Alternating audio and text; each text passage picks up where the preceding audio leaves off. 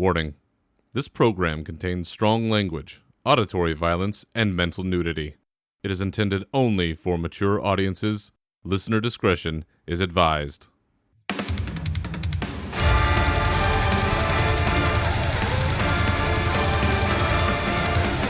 Welcome to your uncensored home for all things Warcraft. With your hosts, Berserker and Nav Was. This is Unshackled Fury.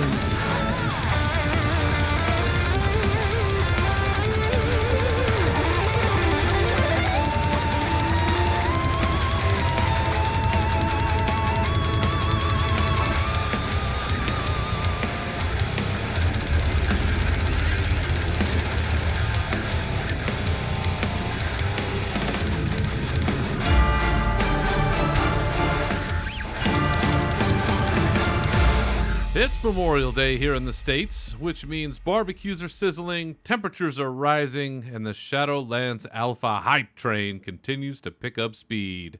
Welcome to episode 70 of the Unshackled Fury podcast, your uncensored home for all things Warcraft. I'm your host, Berserker. I've got my Yeti at the ready, and with me as always is the propane tank to my Hank Hill. He is Nav Was. Welcome back again, sir. Bobber, I can't do a good Hank Hill, man. A boy with a tool in both hands has no hands to do drums. Power. What a good show. Yeah. Well, how have you been, sir, since last we kicked things off at this House of Rage? Pretty good. I am subbed back into the Warcraft scene. Ooh. I've been leveling a Dark Iron Dwarf. All right. I'm having a lot of fun with that. Yeah. Taking after our friend of the show, Des Mephisto, leveling up another warrior. So I'll have 4. I only have like 45 more to catch up to him with. Oh, boy. But yeah, I'm having a lot of fun with that. It's just different playing at a different level perspective because I'm always playing humans or larger. Now I'm playing a dwarf, so it's, I don't know, it's not too bad. It's not too off the human, but Barely seeing over the countertops. yeah, exactly. Yeah. I like the fiery eyes and the beard that's on fire. And I gave this guy hair because I don't have any, so it's I live vicariously through my character in game with the hair stuff. It's your ultimate fantasy. 4 foot off the ground with some hair. Oh man, It's a great kit. The Dark Iron Dwarf, I don't really play many alts, but I do have that one, and that is one that I'm going to focus on when Shadowlands comes around, because it's a great look, and it really is. Yeah. So you feel good about being back? Yeah, I do feel good about being back because it's funny because I went through this whole thing. I just needed a break, altogether. And, I took a break, and I think with the corruption changes and everything, it kind of was like, okay, well, you know what? This is making it a little more fun because I don't feel like I'm chasing, I don't feel like I'm on the treadmill as much. There you go. And the other thing, like, I know this sounds funny, but one thing that was dragging me down in the game was going into my bank. And I know first world WoW problems. You log into your bank and you got no room because you got too much shit in the bank. Yep. So I spent all day not all day Sunday. I don't want to say all day Sunday. No, it was Sunday from 11 a.m. till about 2 p.m. I'm not joking. And I was just going through and just deleting, making sure things were deleted, make sure I didn't throw out anything Wow. Important. Like, because you know what I did? I went through and I was like, I get back in game and I see the conversation scrolling around in guild chat, and everybody's like, oh, you know what? Hey, I'm thinking about playing a warrior. Should I level arms or fury? And I'm like, I know this answer. Dude, just play fury. That's because right. Fury is the best. It's fun. Yes. It's awesome. And then somebody pipes up in guild chat and is like, well, not according to Warcraft logs. And I'm like, what? So I got to Warcraft logs, and I'm looking out there, and I'm like, what the hell? Arms pulled ahead of Fury at some point here. So I decided, well, this will be a good time for me to sim all of my shit. And so I simmed out an arm spec, a Fury spec, and I got my prot set all set up. There you go. And this was me, like, on Sunday, I was like, okay, so I have this gear. It's 450 to 460. So I'm like, all right, so is this piece of gear anywhere in their best in slots on Icy Veins? Is it in any of these best in slots that the Warrior community says that these are best in slot? And I'm carrying around shit I didn't even need. Like, if it wasn't on that list, I threw it out. And if it didn't sim higher in raid bots, I threw it out, or disenchanted it, or something, or whatever I forget what it's cleansing. What is it called? What's it? Not cleanse. The scrapper. The scrapper. Well, yeah, exactly. And then that's another story, the cleansing thing, because what prompted all of this was I was getting pissed off that I looted in my last raid into Nyalotha on Heroic, where I got ahead of the curve. I looted a two-handed sword with Twilight Devastation on it, and I couldn't even use it because I was nuking myself because it was just too much corruption. Oh, too much. I was like, shit, so I couldn't use it. So when I got back in game, I logged in and I realized, oh shit, they gave me a cloak upgrade for free. I'm like, what is this cloak upgrade thing for? I'm like, all right, cool. And then I was like, okay, well, I'll just keep running these instances. I'll keep running the nightmare scenarios and build my cloak up. Little did I know you can only do it once. I thought we could do it multiple times to catch up. I didn't realize with all the changes they made, you can only do it once. And then I did that, and then your life is an adventure. Yeah, on that I did. Well, I mean, I got a lot of time on my hands in the evening with this stuff, so I did that. I ran through Orgrimmar. It was super easy. I don't know why it was so easy, but it was really easy. Orgrimmar is 10 times easier than Stormwind. It's not even close. I ran through. I didn't even use that. I didn't use the orb once. I didn't mask it or anything. I just went through, blew everything up, and got out. I didn't have to touch that little center yellow button thing, the cleansing thing. And Sanity then orb. That night, I pugged into a normal Nyalotha raid because somebody was pugging the N'Zoth last guy, because they're like, if you go kill N'Zoth, you get another cloak upgrade. I'm like, cool. So I did that, and that gave me enough corruption resistance to be able to use my weapon again. So now I got that. I was like, oh, okay.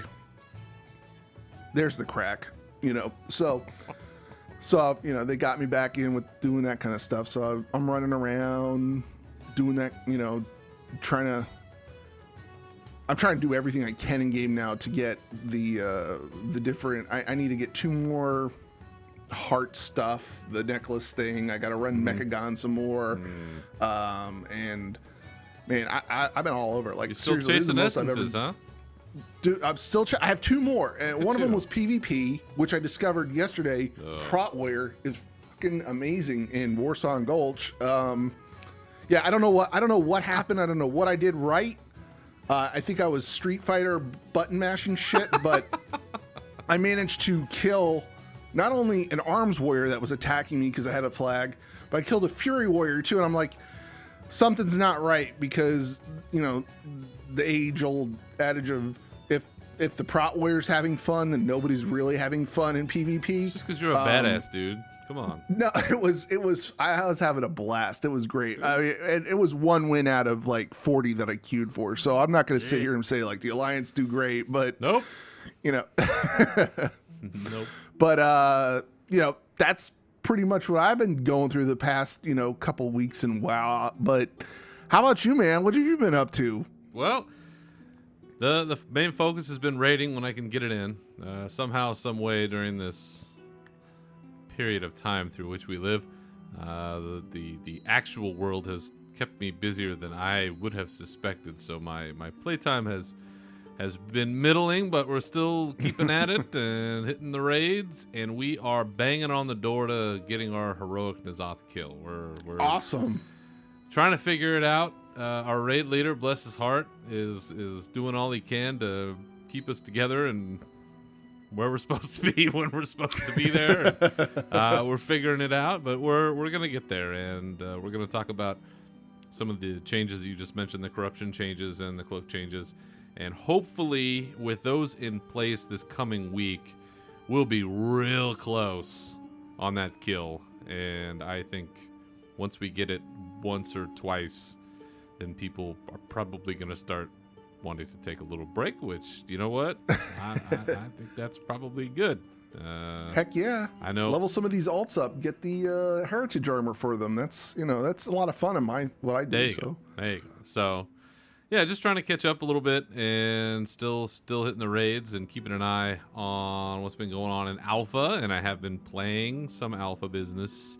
In particular, we've been playing some Torghast. Spent a good chunk of time in Torghast, and we're going to talk about that also here in a little bit. And man,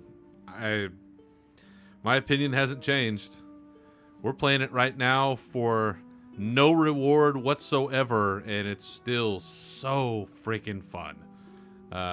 So we'll talk about that. But yeah, it's been steady.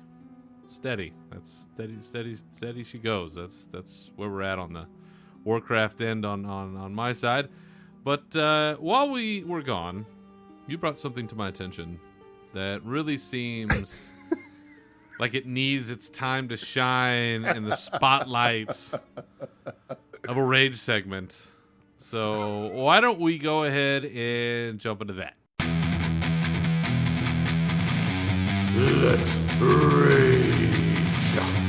So Nav, we had some interviews recently and some other things that happened, and there was something in the verbiage that was being laid out there into the world as it relates to our favorite game that was getting your goat.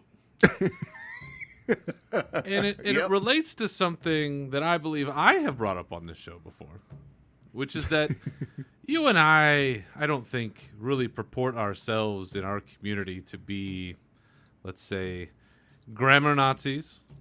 Right. To an extent. No, absolutely not. I'm not going through Wowhead pages and leaving comments about typos. We're not the most scholarly individuals, I would say, amongst our breed. But if there's one thing that I know drives me crazy is when people pronounce melee wrong. And it seems stupid, and it probably is. But whenever I hear somebody go melee or melee, it makes my skin crawl. It is pronounced melee, like you are in a melee. Not a melee, like you are mealy-mouthed. Or melee, as in I'm going to melee you down. Like that, No! Don't do it! So along those lines, I know that there was something similar for you, Navox. So why don't you tell our fine listeners where they too may be going wrong and where they may find themselves able to go right. The one thing that gets me is when people pronounce shaman as shaman, and this is predominantly with the UK crowd. So I'm sorry to the UK listeners if I just blanket. I don't care if you're from the Britons. Paintbrush and just no. But it drives me up the wall because I'm like it's shaman. It's not shaman. And sure, you could argue, oh no, it's right both ways. You can go out to check out the Cambridge English Dictionary and see that it's both ways. No, it's shaman. And also, Preach said it shaman. And when he was interviewing Morgan Day, and I was like, that's what triggered it. I was like, oh. Out of all the information that they were providing us about Torghast, about Shadowlands, out of everything, the one thing that I zeroed in on was the fact that he said shaman, like shaman and not shaman. Yeah. And I was like, they do say it right. So people were, I'm like, this is a mystery you didn't even know needed to be solved. They do run in herds. So yeah, that was my big, that was my big thing this week when I messaged you, and I was like, shit, look at this. Not look at all the great stuff in Torghast. It was, they really do say shaman and not shaman. Look at this. I was dying. You messaged me that, and I'm like, yep, see? Everybody's got something. And I think that there are others historically who may no longer be on the Warcraft scene who have also butchered the pronunciation of shaman or other words and has led to perhaps a longer history of this issue that is now being brought to the forefront by your rage on this matter. And I wish that you people could see what I saw when this came through on Discord chat, and I was like, wow, he's hot. This guy's hot. I never knew this about him. But apparently, That one thing. shaman is where he draws the line. So you have now been educated by the man himself. It is shaman, like, shaman. Shaw. Like the Shaw. S-H-A. Like the Shaw. Shaw. We had to fight the Shaw. Not the Shea. That's right. It wasn't the Shea of fear. Like the Shea butter. Shaw. Say it with me. Shaman. Shaman. It's also plural. Shaman and shaman, just like Jedi. Ooh. Jedi singular and plural. Hot damn. Well, this has been your public service announcement for the day, folks. Let it be known. Melee Shaman. Write it down. That's it. Keep it in the book. Never forget this day. All right. Now that we've got that straight, why don't we go ahead and jump into our news where we're going to follow up from some items from last time and talk about the future.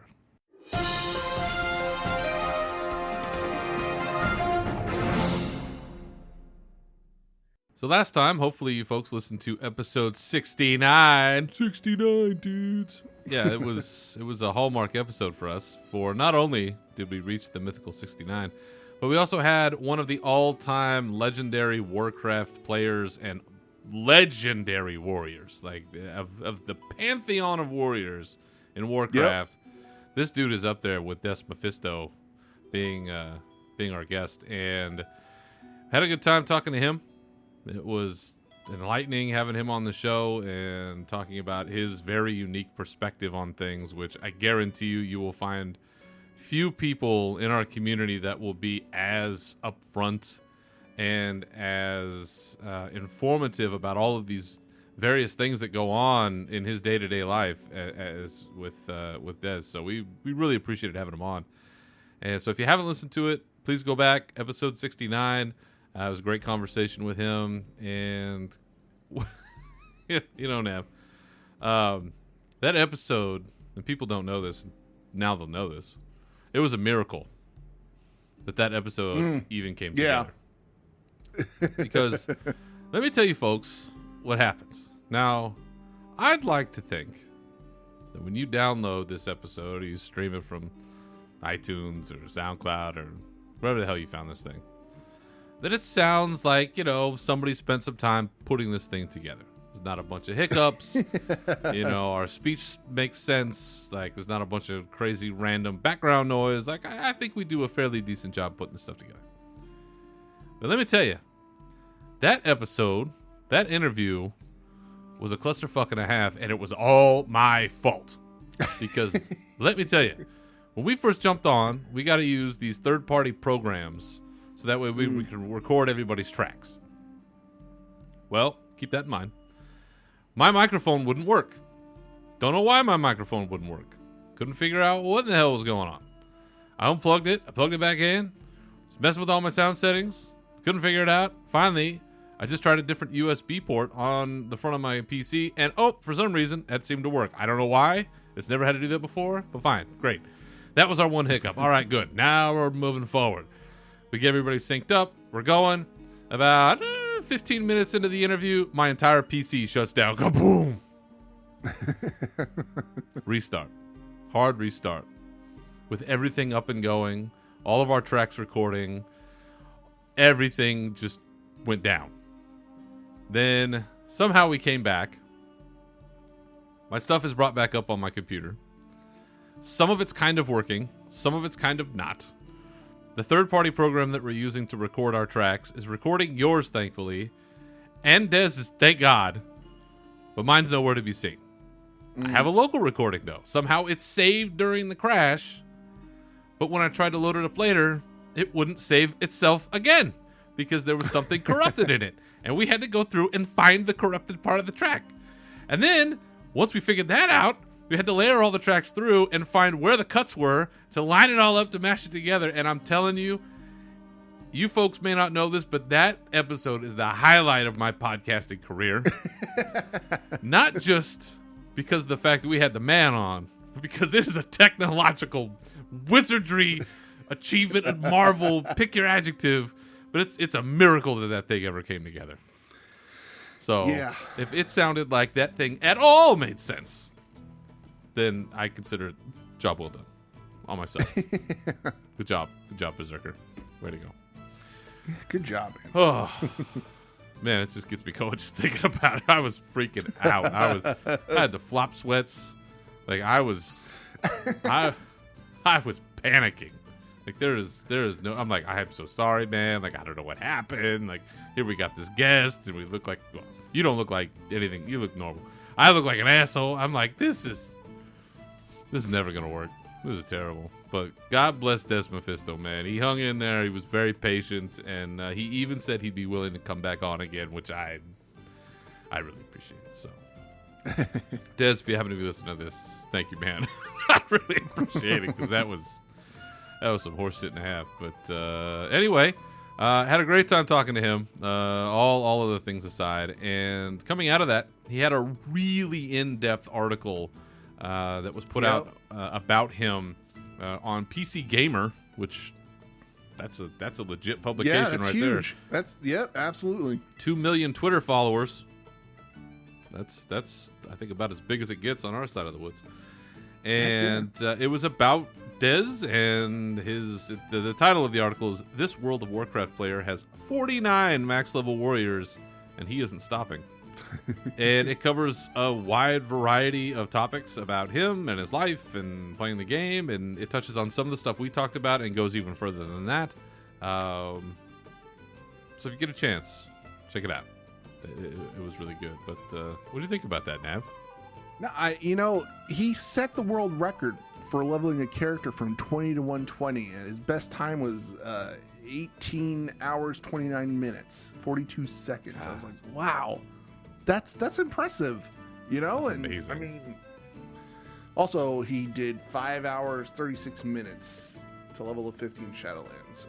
And, yeah, man. So the guy knows, he's an expert at leveling all this stuff. I mean, it's impressive. It really is, especially when my ass sits down and I'm like 20 and it takes me like 2.5 hours to get from 20 to 23. So it's like, it's... I don't even know what he's doing. I've watched the streams and I'm like, he's still just as blazing past. I'm like, let's go to this zone. This zone's pretty. I like the zone and the music. Well, 2.5 hours later, 2 levels. That was actually something that I wanted to ask him and I completely blanked on it, was just sort of his preparation for choosing the path by which you take to do what he's doing. Because you're right, when I'm looking at a zone, I remember the first time we jumped into Legion and we could go to any zone we wanted to level. It's like, well, which one looks the coolest? Well, shit, it's Stormheim. You know it is. So that's where I went. I'm not thinking about how fast it is or slow it is. I'm like, that's just a good one. It's the difference between people like him and people like us who's fucking around. Yep. So if you haven't had a chance, go check it out. PC Gamer. Great article, and of course, episode 69 with us. Great interview as well. We also had, last week, an anniversary. Do you know that now? We had an anniversary? That's right, yes. One of the all-time most important moments in Warcraft history. I guess it's about 2 weeks ago, actually. The anniversary of the Leroy Jenkins video. 15 years. We have had this delightful piece of Warcraft memery on our screens. It was on May 11th, 2005. Anybody can remember back that far? I don't even think I was married then. I don't think I was. I was not. Oh, seems like forever ago. It broke out. It was kind of the first big major Warcraft moment. It was kind of when Warcraft arrived on the I think on a larger scene. Warcraft was already pretty popular. That universe, Blizzard as a whole, was known amongst gamers, but I think Leroy Jenkins became the first real breakout zeitgeist star. Yep. To push through not just from the Warcraft universe, but into just the general nerdery that is out there. But what do you remember when this burst on the scene, Nav? Because you were playing in vanilla back in the day. What did this mean to you? Well, actually, I did play vanilla and I stopped playing, and this video was responsible for me getting back into Warcraft full time. I mean, this was responsible for my transition from Norath in EverQuest to Azeroth in the World of Warcraft permanently. So it was, wow. I remember being at work and this video was circulating, and got an email to check this out for my friends that at the time, my friends at work who already left EverQuest. They were playing Warcraft. They're like, Adam, you gotta come play Warcraft. You gotta come play World of Warcraft with us. We're all playing, everybody's playing, come play World of Warcraft. I'm like, pressure's a bitch. I am playing EverQuest, and that is what I want to play. That is my game. And then I saw this video and I'm like, oh God, this looks like a lot of fun. And so I ended up, that's when I rolled back into the game, and I was playing that. I thought it was hysterical when I saw it, because I was like, oh my God, I saw this. I know this. This is quite funny. And at the time, I was like, at the time, we would all watch this video, and we're like, why is this kid talking about percentages and stuff like that? I mean, it doesn't really matter. Don't take the magic away from it. It is what it is, and it's funny. It's good. It's our first Warcraft. Honest to God, it's our first Warcraft meme. It is the first thing that we've had that was Warcraft related. So with that video, and then afterwards a rogue video I saw of somebody taking Orgrimmar down with an undead rogue, I ended up rolling back over to Warcraft. That's when I was in my horde phase. And I joined up with my friends from work, and off I went. That was it. I've been in Warcraft ever since. So look at that. Yeah. Look what Leroy Jenkins did. That's right. Yeah. And for folks that maybe haven't seen it in a while or don't even know, which if you're playing Warcraft and you don't know the legend of Leroy Jenkins, you have done yourself a great disservice by not going back and seeing one of the foundational elements of our game. Leroy is the name of a character who was part of a raid team who I believe was doing Upper Blackrock Spire? Upper Blackrock, yep. Okay. And they were in this room, and they're planning out what they're going to do in this next room where there's a bunch of these eggs. And the incubation chamber, yeah. There you go. And they have to figure out how to navigate through it. And all hell breaks loose when Leroy Leroys, because he basically became his own verb. Now, coming out of this, we have since learned, as you hinted at earlier, that this might not have been, and in fact was not, just some random screen grab. That this entire thing was very planned out and was poking fun at a variety of elements within our most beloved game.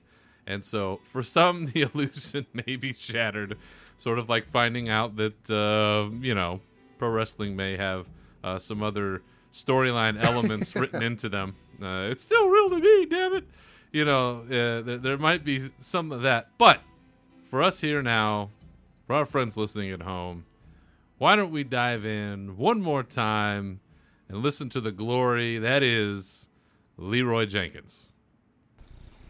Okay, guys, these eggs have given us a lot of trouble in the past. Does anybody need anything off this guy, or can we bypass him? I think Leroy needs something from this guy. Oh, he needs those devout shoulders? Isn't he a paladin? Yeah, but that'll help him heal better. He'll have more mana. Christ. Okay, well, what we'll do, I'll run in first, gather up all the eggs so we can kind of just, blast them all down with AoE. I will use Intimidating Shout to kind of scatter them so we don't have to fight a whole bunch of them at once. Yeah. When my shout's done, I'll need Anthony to come in and drop his shout too, so we can keep them scattered, not to fight too many. When his is done, Bass, of course, will need to run in and do the same thing. We're going to need divine intervention on our mages so they can AE, so we can, of course, get them down fast, because we're bringing all these guys. I mean, we'll be in trouble if we don't take them down quick. I think it's a pretty good plan. We should be able to pull it off this time. What do you think, Abdul? Can you give me a number crunch real quick? Yeah, give me a sec. I'm coming up with 32.33, repeating, of course, percentage of survival. Oh, that's a lot better than we usually do. Alright, chums up. Ready, guys? Let's do this. Leroy Jenkins! Oh my god, he just ran in. Save him! Oh, geez, stick to the plan. Oh, Jesus. Let's go. Stick to the pledge, Stick to the plan. Oh, gee. Oh, I can't fuck. even hold it Give me together. divine intervention. Hurry up.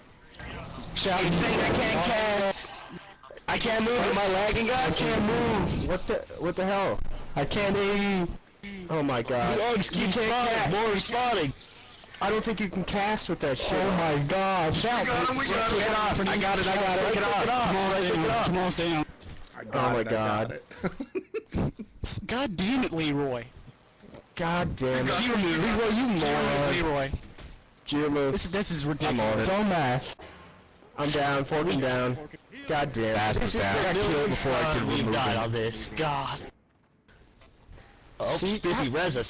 Why do you do this shit, Leroy? I'm trying. It's not my fault. Who's Soulstone? We do have a soul stone up, don't we? Anthony, do you got Soulstones? Warlock. Oh god. Oh, for... Great job, Right guys. up. For Christ's sake. Leroy, you were just stupid as hell. Open it. At least I have chicken. At least I have chicken. At least I have chicken. There it is. There it is. All these years later, and it's still fucking funny. It even circulated onto Howard Stern. I can't, it's crazy. It was everywhere. Yeah. I mean, we have achievements in game, and there's stuff in game. There's stuff in Hearthstone. I think there's, a variety of things that Blizzard has done to honor the great Leroy Jenkins. But it was a phenomenon. It was everywhere. Yeah. Yeah. I mean, there's episodes of shows that have parodied it repeatedly over the years, and there's a whole bunch listed on Wikipedia if you want to check it out. I'm sure there's others elsewhere, but it was really a good one. So happy anniversary, Leroy, and thank you for bringing your light into our world. We're going to switch gears now and catch up to what we had talked about a little bit earlier, which was that in the current Battle for Azeroth version of the game that we're all playing, there has been a pretty significant change with respect to corruptions and to our legendary cloaks. So Nav, as our resident Anti-Corruption League member here, now that we can, as Blizzard announced and has put into effect, buy our corruptions, essentially, we can target the ones that we want.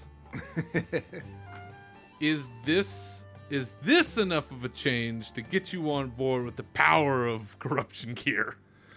I mean, absolutely, yes. I still haven't found out I haven't figured out where to go buy this stuff. I guess Mother has it, but maybe I don't.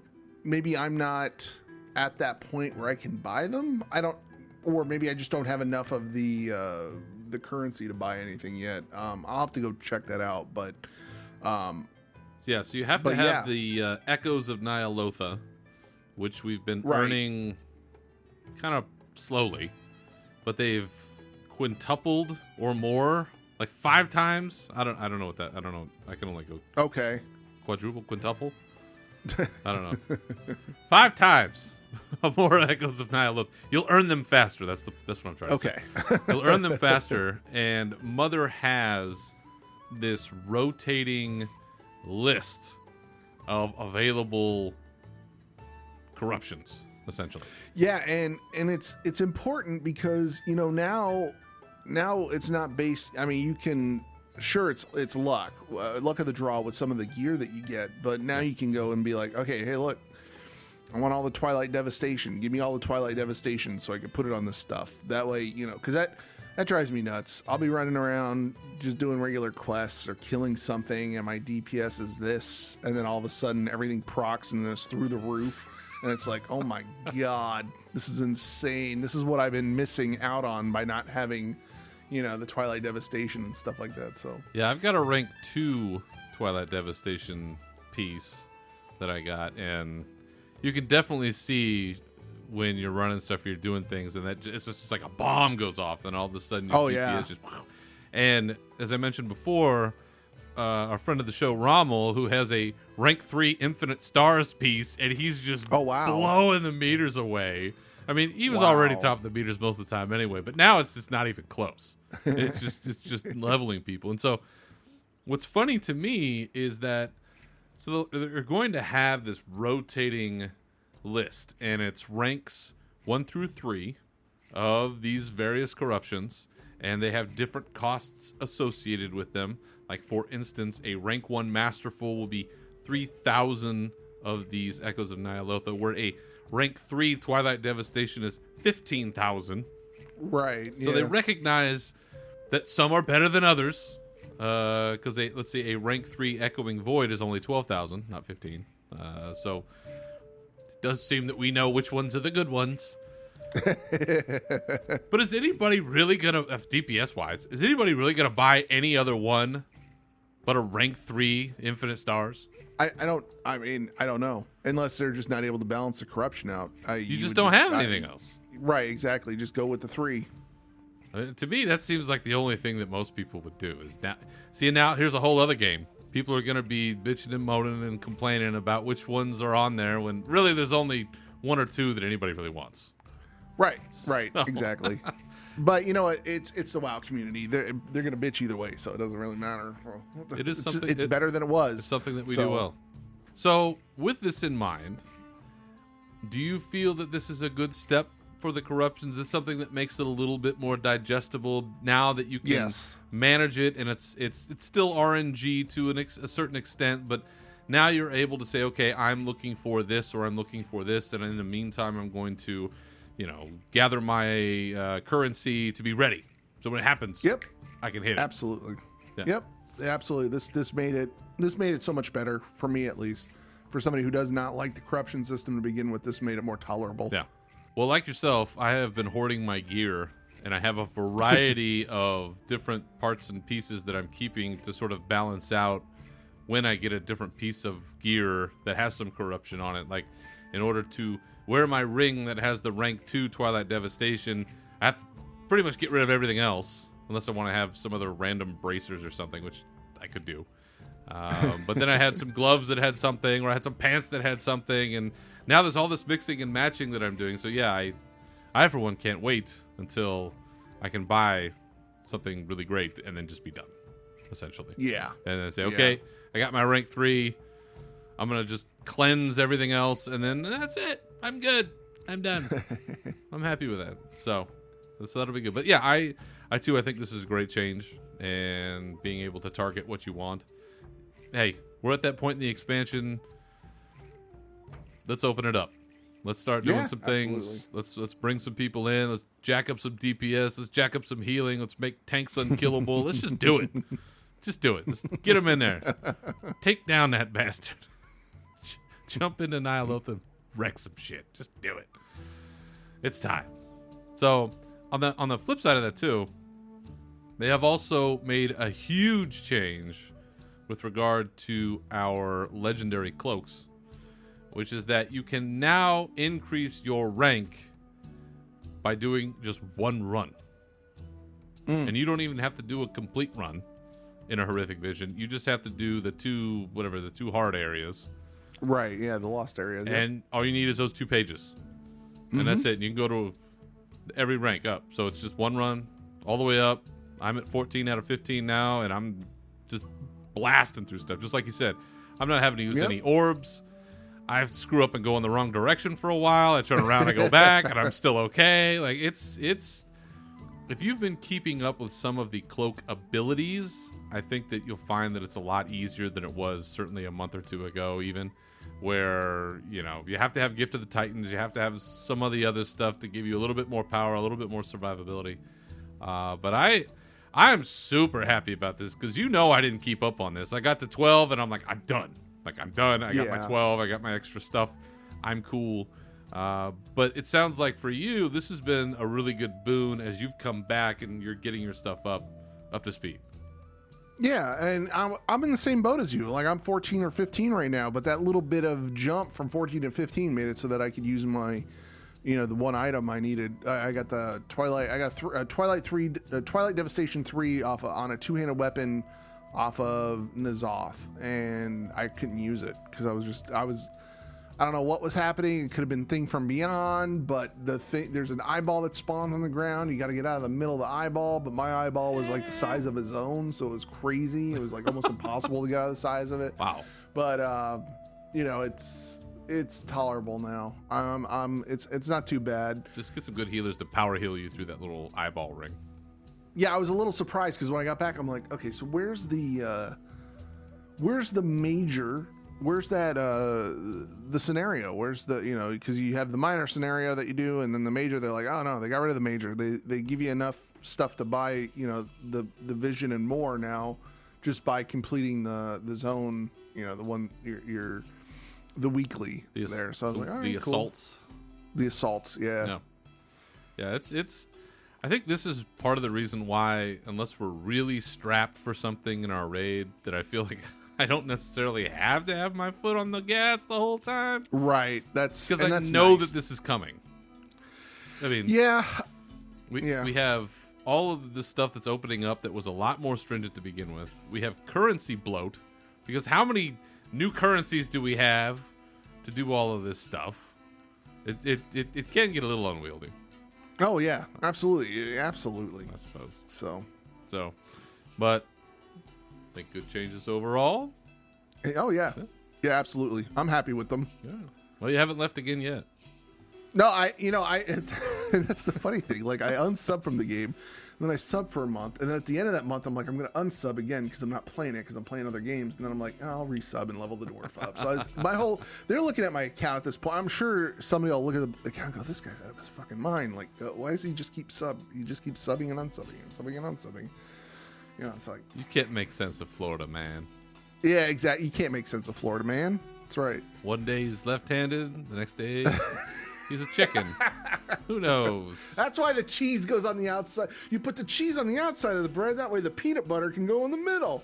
It's like... You heard it here, folks. When Nav gets high on bath salts and comes and eats me at my house someday. Just remember this episode.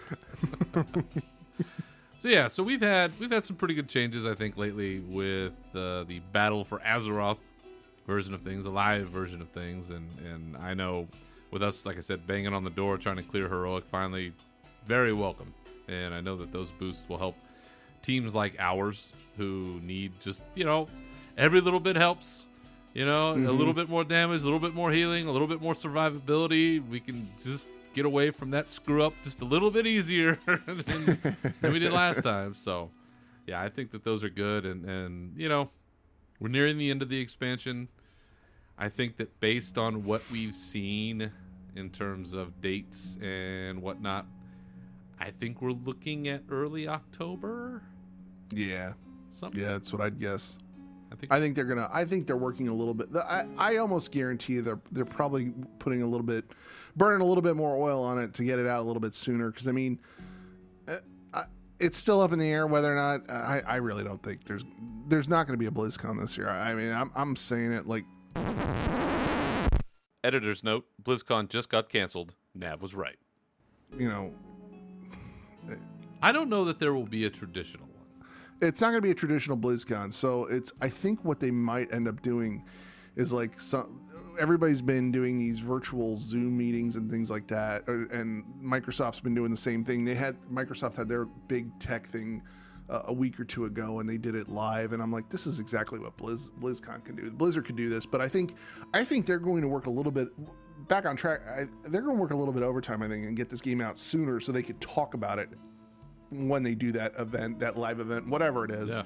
And I mean, it makes a lot of sense because we've talked about this before, kind of trying to throw the darts and figure out where this thing might be. And we said this months ago was would it be possible for them just to go to an all digital format? Just use Right. the platform that you already have with the virtual ticket, and you can do the presentations from Blizzard HQ.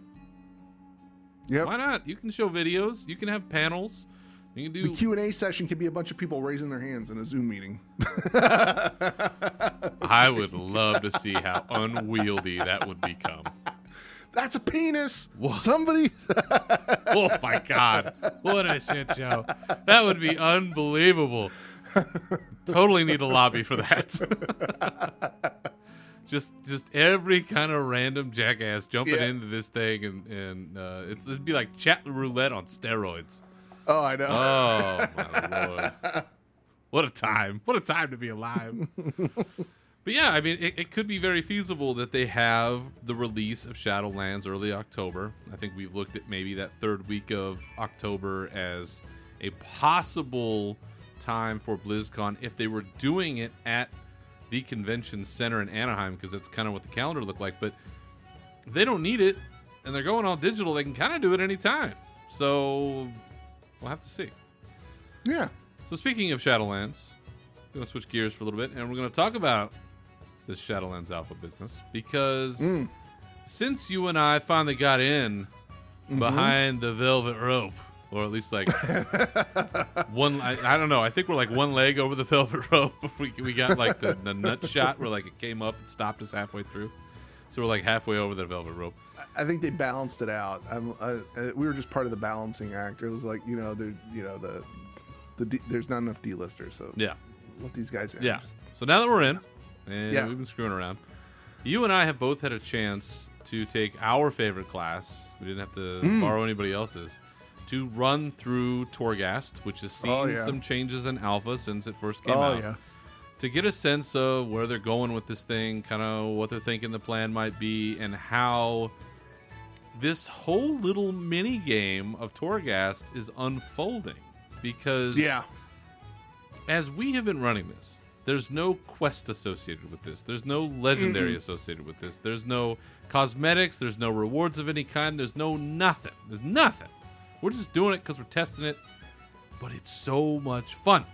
And we keep saying that. And people keep saying it's fun. And this and that. And ha ha ha, we get to be in it. And it's so fun. And you don't get to see it. Rubbing it in everyone's faces. We got to talk about why. Why is it so fun? What is the thing about this that's getting people so hyped up? And I'll touch on it briefly, but Nav, I really want you to give the folks your impression of it. As I have been running through it, especially as a warrior, knowing my abilities more than the other classes, it's getting a sense of this whole little mini game of when you're running through, you'll get the ability to click on these sort of shadowy orb looking things. And they'll give you these options that pop up. And they'll say, do you want to, let's say as a warrior, do you want to make it so your whirlwind pulls random enemies within 20 yards to you, kind of like a death grip thing? Or do you want to make it so every whirlwind has a slam? Or do you want to make it so you have certain healing, or a variety of different changes to your character that can occur based on what you pick? And what I have found is they've been testing the Covenant abilities, and so that kind of plays a role as to how you get those and which ones might be empowered. Which ones come up in kind of the build, like Diablo, that you want to try to run through that run of Torghast with. And it has been fascinating to try to nail down all the little mix and match stuff as you go through it. And I just can't get enough. Mm-hmm. What do you think? Oh yeah, so it's the randomness that I absolutely love. I am the epitome of ADD. Like it is, I am chasing. My brain is always going around in circles. You hand me too much information, I'll process it whenever it's good for me. It drives everybody else nuts, but my wife will attest to it. She'll talk to me, and then 30 minutes later, I'll reply to her. But anyway, the randomness is what I love about this game. And it feels like Diablo when you're playing it. The thing you mentioned is called Shrieking I'm gonna butcher the last thing here. Shrieking flagon, where whirlwind pulls 3 random enemies within 20 yards of you. I like when you go into this thing and you're like, okay, I'm just gonna clear everything out. It's good if you're wanting to explore, because I am an explorer. I'll go through, I explore everything. I come across those little black clouds that you click on, and I'm like, oh, cool, this is really neat. And I did discover something right off the bat with this stuff. Don't select the ones that say for 20 seconds, because I don't know why these are in here. I think they're in there to just piss you off, because there's a couple in there that you select that are just like, okay, I don't know which one to go with here. This one looks good, but does this mean I'm only gonna? Is this a permanent? Is this? And then you select it. It's like, shit, I only get it for like 30 seconds. Like, it's there's some ones that are like that. short-lived. Yeah, those ones drive me nuts. But the other ones, it's just a matter of, like, the maw rat one is freaking awesome, where you kill the maw rats and your health just keeps getting large. You get a larger and larger health pool, and it's permanent throughout the whole thing. Yeah. So while you're going, you kill a maw rat, you get more health. You can build up that whirlwind thing. It's just, I love that you're stacking the ads, and the further you get, the stronger you are, and it's just I don't know. I'm enjoying the hell out of it, because it feels like an arcade game to me that I'm playing. It also feels a lot like Diablo built into it. It feels like you're playing a barbarian when you're playing a warrior. I mean, honest to God, it's a spin to win. Once you're playing a warrior and you're doing your whirlwind, it's pulling shit into you. You pull shit into you. You go into a blade storm. It's like this feels fun. This feels good to me, and it's completely random. And yeah, I'm really enjoying the hell out of it. And I didn't feel, so there's a timer in it, and the timer, I'm not even aware. I've never seen it. I'm not aware of it. I know people are complaining about it, and I was like, oh shit, let me jump on this bandwagon and be mad, because I don't know what I'm being mad at. And, but I'm like, I'm not feeling this right now, because I'm actually making good time, and I am the casual of casual. Like, I get up, I go to the bathroom, I go get a drink of water, and I'm just like, I come back and I'm fine. I didn't run into any issues, so it's but yeah, I'm enjoying the hell out of it. I got so many screenshots of it right now. I was looking through all the screenshots that I have of, that's why, because I went through it, I'm like, man, these things are great. I love this. Like, all these different, these powers, Zoval's war banner, the duration of recklessness and Bladestorm are increased by 40%. It's like you will get to the point where you're just like, you turn on Bladestorm, you're just spinning. It's crazy. If that's what you pick, and you're exactly. not even locked into that, right? And that's the thing. Like the ones, they're eventually down the road, you can say, all right, these are the ones you want to target. Yeah. But it's not like, okay, on floor 1, you want to select the number 3 slot on this one, because this one's the best one to take. You're going to get random. Yeah. And right now, I always go with the my personal favorite, like you said, the whirlwind one, but I also like the fact that it will buff your other, like if you already have an ability, it'll let you pick something else in the same tier. Yes. So I like that you can just build that out, because that feels a lot like the old Legion legendary system, where you get a legendary item and it would give you more power or give you an extra talent. It's a lot of fun, and I'm glad they're keeping it random, so there's not, you don't have to, not a lot of thought into it. It is the equivalent of what Ian said a long time ago with the armor. I just want you to get the armor and go. Well, they're giving you random abilities. You just pick the ability and you go. Just word of caution, I wouldn't take one of the short-lived ones unless you have 2 short-lived ones. Always go with the one that's permanent. If you have a short-lived one that's on a timer and permanent one, I'm sure it'll make sense down the road. At some point, you might get something, and then within 50 yards, there's a room full of shit that you have to clear out, and that thing would have helped you out. So I don't, It is a bit of a gamble. That's for sure. I mean, you won't know what the next floor is going to hold. Let's say, because typically there's a few of these sort of shadowy orbs that you can click throughout each level that'll give you another choice. Because, for instance, one of the changes that they made recently is that you can only go so many levels in a Torghast run, because for a while there it was damn near unlimited, I mean, I think, what did Dez tell us? He got up to like 72. Yeah, he went for hours and hours and Yeah. hours. So yeah. now I think you can only go up to like 9 or something like that. So it's been truncated severely, but you're still able to make 30, 40 choices in a run of that length. So you're still making a whole lot of decisions about how you want to build or what you want to do. And they do color code the choices that pop up, but I'm not really clear on what the color coding is supposed to signify, whether that's in terms of their rarity or their power as Blizzard wants us to perceive them. I'm not really sure, because there's a couple that pop up that look like gray items essentially, and I'm like, wow, that looks like a really good trait. It doesn't have a color on it, but I'm gonna pick it because it sounds good, because it's gonna buff this or do that. So some of that's a little unclear, but for instance, like there's another one that we get Shattering Throwback in the next expansion, and it's a talent essentially that makes your shattering throw damage increase by like 300,000% or Take that, Paladins. some insane amount that you can just one shot a boss, right? Yeah. And so it's stuff like that. And you're right, it's like an arcade game. You jump in there, you're not really sure what's going to happen, but it's like a casino, man. It's just like bing, bing, bing, bing, bing. These things are popping up, and you're like, oh, I'm going to pick this one. And you have to run off to the next one. It's like, oh, now it's this one. Yeah. And you run off to the next one. You're like, oh, I got another one. And you just keep running. And that's this sort of reward system that's being built into this. And like I said, we're not playing it right now other than for any other reason, just to see it. And it's been fun every time I've run in there, and I've spent hours in there already just screwing around. It's going to be a lot more fun when you can do it with your friends, because it's going to be like playing, Ninja Turtles or something in the arcade. My God. It's crazy. Y'all are going to get powered up at the same time. It's going it's going to be insane. Yeah, and as somebody who honestly plays a lot of this stuff solo, it is very soloable so far. Yep. And it's been a lot of fun. So really enjoying that.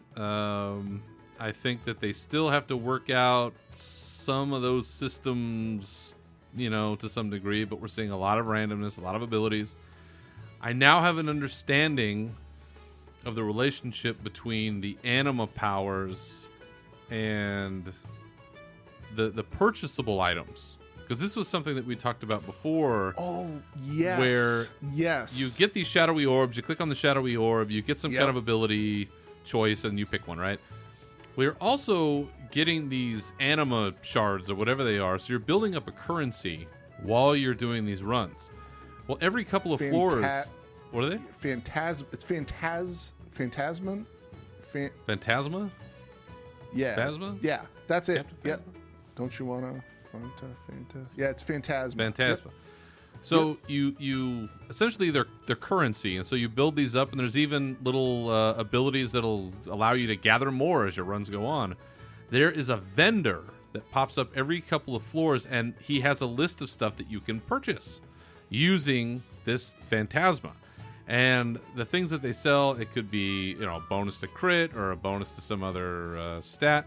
It can be another one of those orbs to make an animal choice, an animal power choice. It can be one I really like is one where you throw the orb at a non-elite NPC or a non-elite mob, and it turns it into one of those shadowy orbs, which I think that one's kind of fun.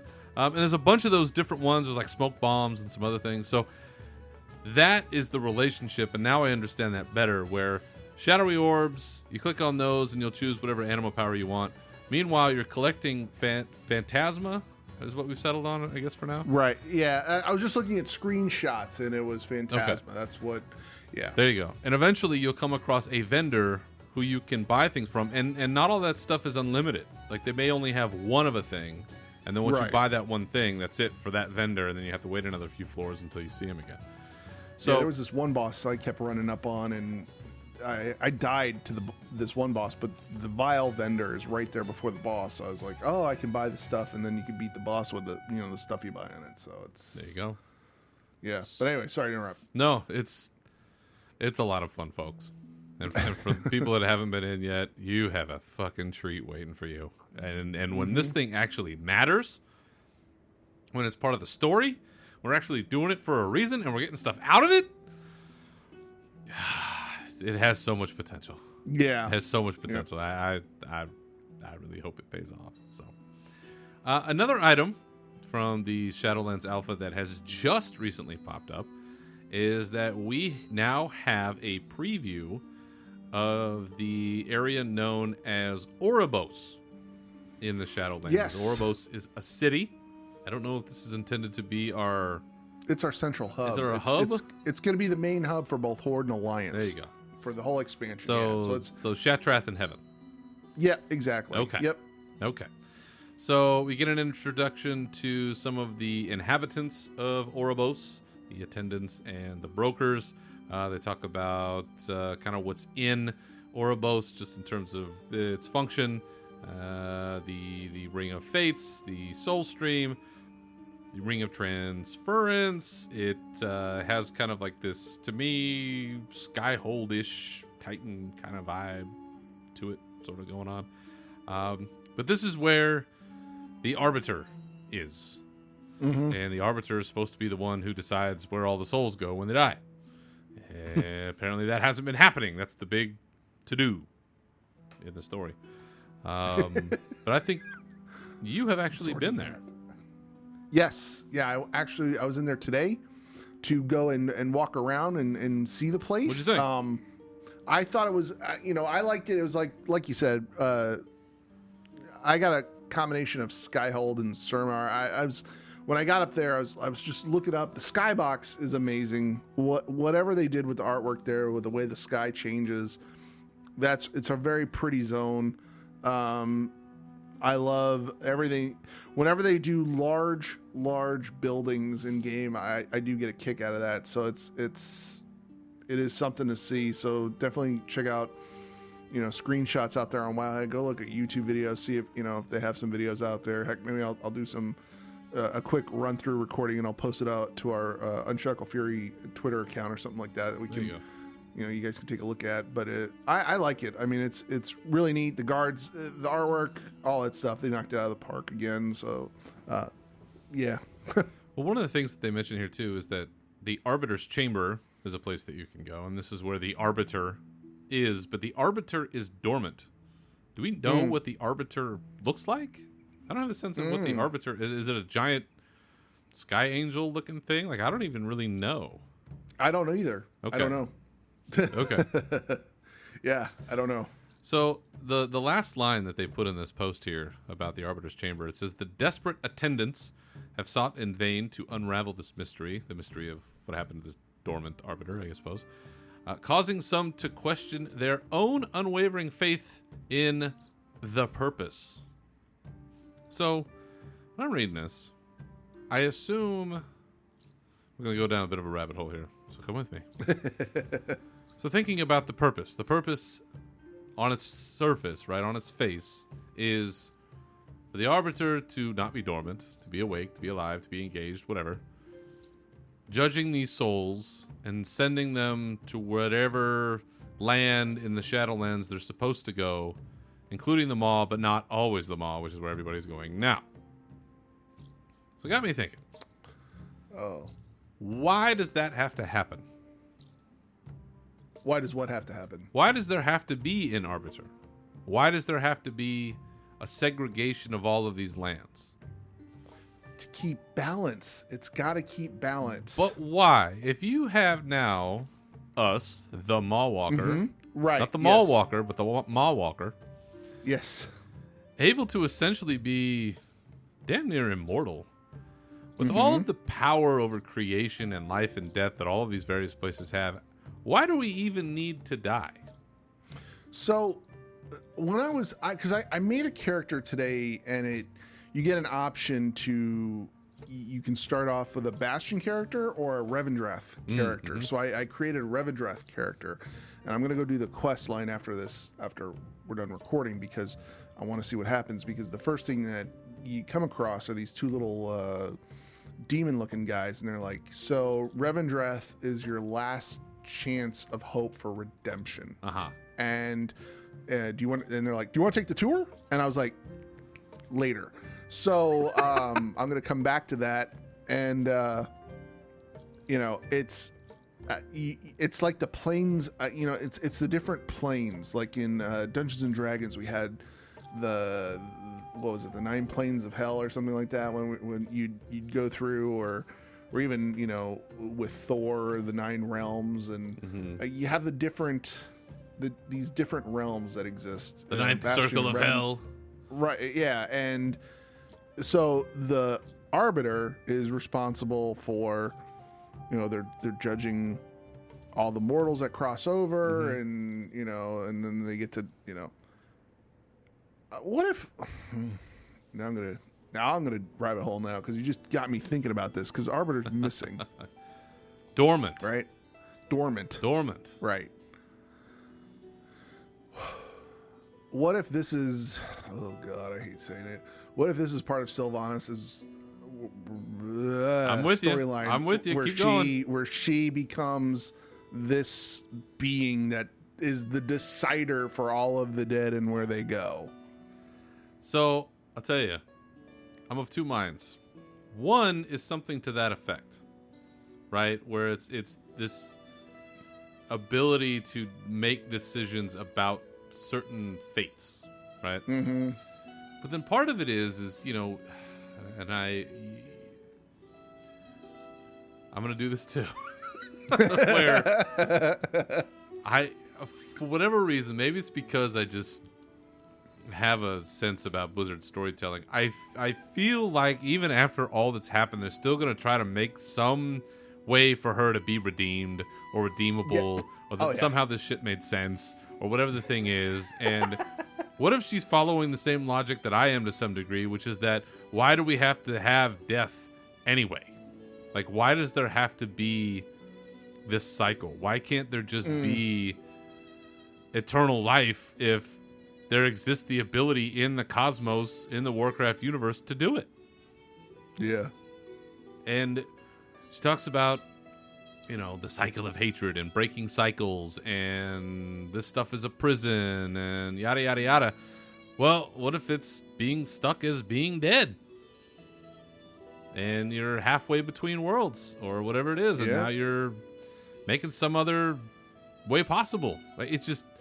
That's the thing about opening up their cosmos like this that really is asking some interesting questions of Blizzard. Like, what do you if you're undead, like, what does that mean for you? And if you've died, and where was your soul? And what happened to this? What happened to that? And I saw an article the other day. It was like, is Invincible in hell? I mean, it's in my bag. Seemed somewhat. Yeah, that's what somebody said. It's like, well, I mounted him. I don't know. It's somewhere out there. But yeah, it begs some really interesting questions, and I hope we get some satisfying answers. But yeah, Ouroboros previews out there, so check it out if you can. Following up on that, we have had a couple of dev interviews come out recently, talking about Alpha, talking about some of the changes with Morgan Day and Ian Hazzikostas. Nav, I know you did a deep dive, took a look into those.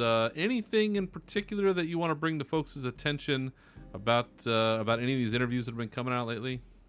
The raid, the castle of Nathria, or Nathria, whatever it is. They said, the fight's going to take place on multiple floors, and there's a, there's a boss in there, Denathras, and it's going to take place on multiple floors. So it's interesting to see what they're going to do with the raids in this instance, and also they're going back to doing raid sets, which is nice. We're gonna have our tier set back.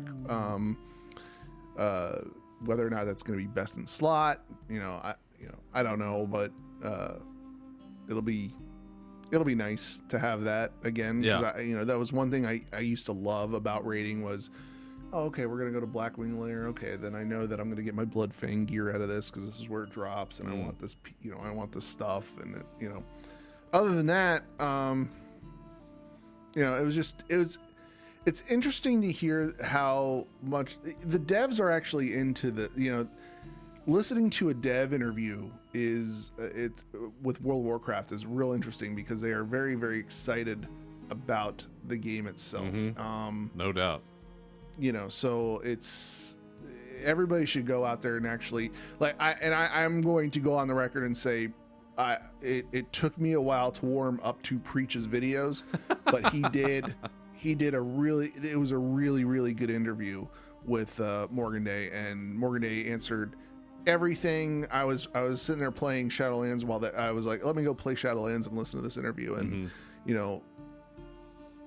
yeah, so there was one thing that came up that I thought about was or that was said was your max level. When you're max level, the dungeons will usually be longer than the dungeons you play through while you're leveling, which is nice, because in Battle for Azeroth, I went through the dungeons while leveling, and the only ever time I went back was when my group was like, hey, you know what, let's go run a Mythic Plus or something, and then I got bored doing that because it's the same thing all the time. So I was like, yeah, I'm interested to see where they're going with, because this technology that they're doing with Torghast, this is all they always test stuff, and they're throwing this at us at a test. They started with Battle for Azeroth with Waycrest Manor. Now we're getting a larger scale item with Torghast. It's only going to evolve from there, and it would be really nice if we actually had like a raid, kind of like how Torghast works at some point, where you kill a boss, everybody gets to select a new power. You kill another boss, everybody gets to select a new power. You kill another boss, everybody, it's like, I like to see the evolution of things happening in game with the technology that they have. That'd be a I can gutsy see call. this happening, so that'd be a really gutsy call. Yeah, I'd love to see something like that. Good call. You heard it here first, folks. Navox, Unshackled Fury. Yeah, one of the things that stuck out to me was that we're still talking about the GCD. Oh God, yeah. And it cracks me up because, again, going back to, I don't know, every episode of the show we've ever had, I am not a nuts and bolts guy where I'm like, oh, the GCD and it's this many seconds and this. I don't even know what the GCD is in terms of how long it is. I just know what it is. So I understand, I think, the complaints about having too many things tied to the same cooldown, because depending on what you're doing or where you're at, it can make things feel very stagnant, like you're waiting. And that's not a good feeling, to sit there and go, okay, I've got half a second until I'm supposed to do something. And that right. I get that can be infuriating to certain people, but it just cracks me up that all these years later, and the global cooldown is still a source of consternation for so many people, and they still haven't quite figured out how to balance it yet. It's just funny. It's keeping people from being globaled with one-shot macros and stuff like that. So I mean, I don't. From a PvP aspect, that's a good point. And I noticed the GC when they brought the GCD back, we all adjusted to it. It took some time to adjust to it. I'm not feeling it as much, I guess, as as other people who are making complaints about it. But I'm also not here to shit on their complaints with it if they're having an actual complaint with it, because I'll adjust to the game however it is. Yeah. But it doesn't really affect me, I guess, all that much. I don't know. I'm able to play the game either way, with or without a GCD, so it doesn't. Somehow we all figure it out. Yeah. Amazing. Yeah. Yeah. So last thing I wanted to mention before we go is you and I really got excited about some fan art business that was going on. Oh, yeah. This past week, where there is a community artist, a graphic designer by the name of Handclaw. You can find them on Twitter at Handclaw. They came up with a custom heritage armor for everyone? For every